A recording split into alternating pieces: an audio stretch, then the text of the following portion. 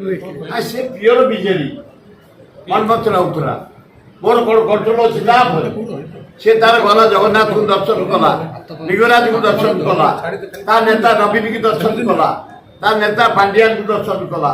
ମୋର କିଛି କହିବାର ଅଛି? ସେ ଅଲରେଡି ବିଜେଡି ଲୋକ, ମୋ ବଡ଼ ପୁଅ କଂଗ୍ରେସ ଲୋକ।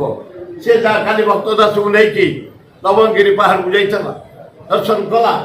ତେଣୁ ମୋର କାହା ଉପରେ କର୍ତ୍ତୃତ୍ୱ ନାହିଁ ସାବାଳକ ପରେ ଜବରଦସ୍ତ କରିବା।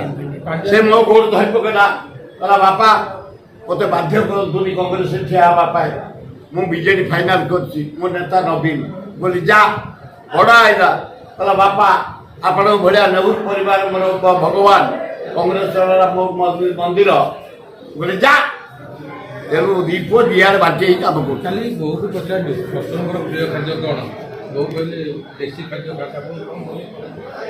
ବହୁ ପ୍ରଥମ ଦିନ ଦେଶୀ କୁକୁଡ଼ା କରିକି ଦେଇଥିଲେ ମୋତେ, ଶାଗ ଭଜା, ଛତୁ ଭଜା। ତା ପରଦିନ ମଟନ କରିଥିବେ।